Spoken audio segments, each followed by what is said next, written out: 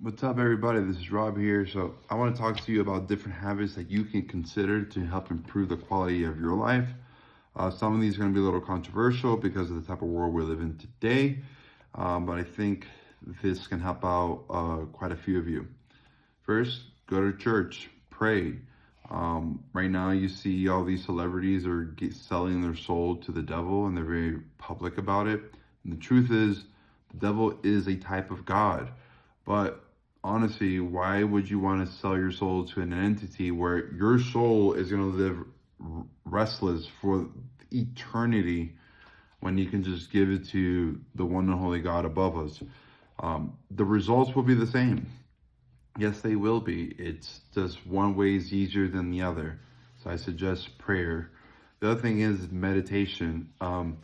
In meditation, what you're doing, the ideal goal is just to be able to get your brain waves all the way up into a theta delta level. And that's what meditation helps you. Every day we walk into a beta state. If you're really good, you can start activating the alpha brain waves in waking consciousness. That just takes a lot of practice. The difference is that, for example, let me show you. If this is beta,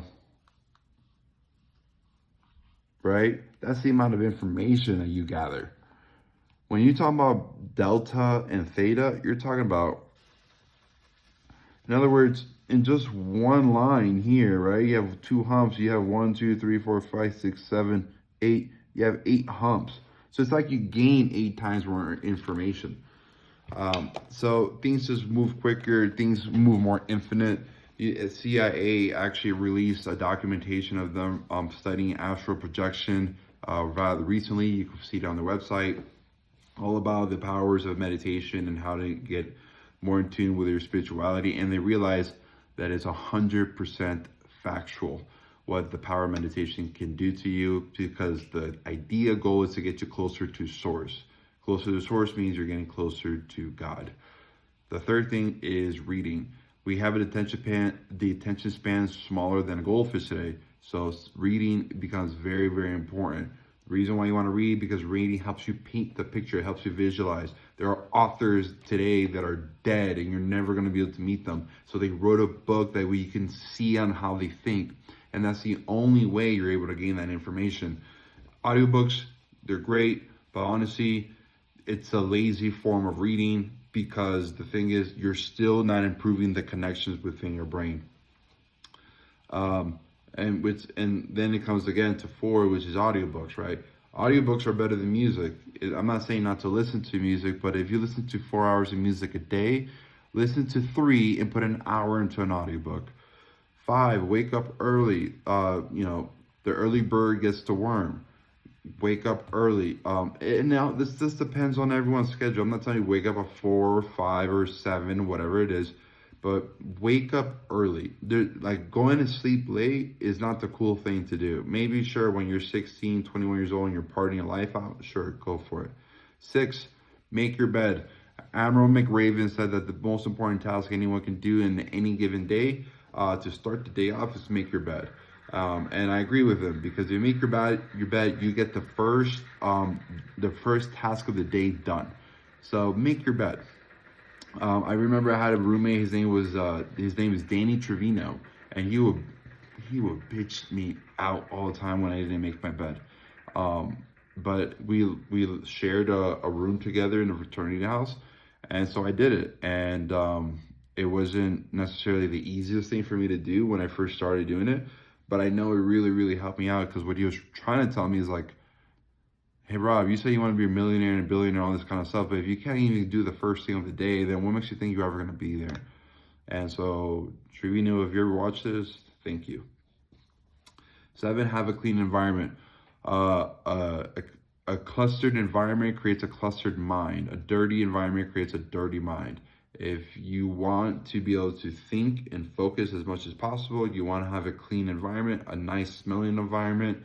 If all you're doing in your apartment is hotboxing it, well, guess what? The only thing you're thinking about is weed, and all you're thinking of, all that smell is just clouding your judgment with inside here too.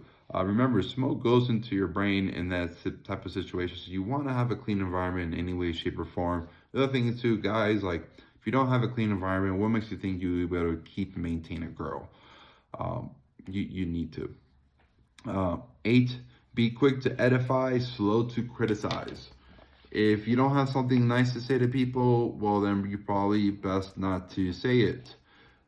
It's just better that way. Unless, it just calls for it, right? You have this one coworker that's been telling you a million different things, whatever. Well, yeah, you should call them out.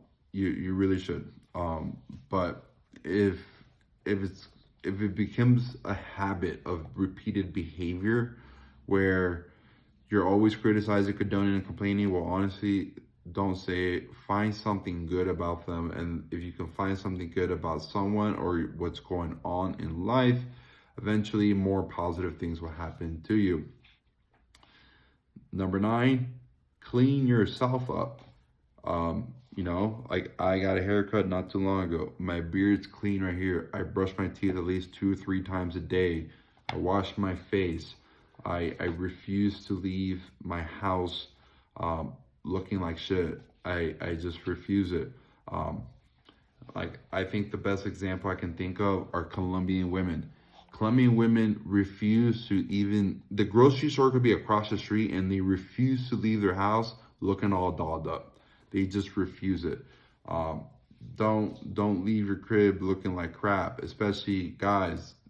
Especially you. Women, you can, look, guys, we know this. As long as they have a vagina between their legs, they could be 364 pounds or 1 and have butt pimples and they will still get dick. You, on the other hand, you have to look as presentable as possible because at the end of the day, first impressions matter. You don't know who you're going to meet when you're out there in public. And the last one is think before you talk. In other words, silence is golden. So shut up. You may have all these big goals, big plans, big everything you want to do. It's probably best not to tell most people, if not anybody, to be honest with you, because now you have wandering eyes. And I forgot what that type of eye is, the third eye, what's called, that they have in like Middle Eastern countries. They use that to protect you from curses. And one of the reasons for that is because they protect you from wandering eyes. It protects you. Curses, in a way, is people just criticizing, condoning, complaining to you, or just behind your back because you tell them, oh, this is what you're going to do, and they're making fun of you. In other words, don't tell anyone anything. Keep your goals to yourself and let your results be the reason why things happen for you, not your mouth. I hope this helps you. If you like this video, like it, subscribe, share it, follow. If you have any questions, please comment below. I hope you guys have a phenomenal day. Take care.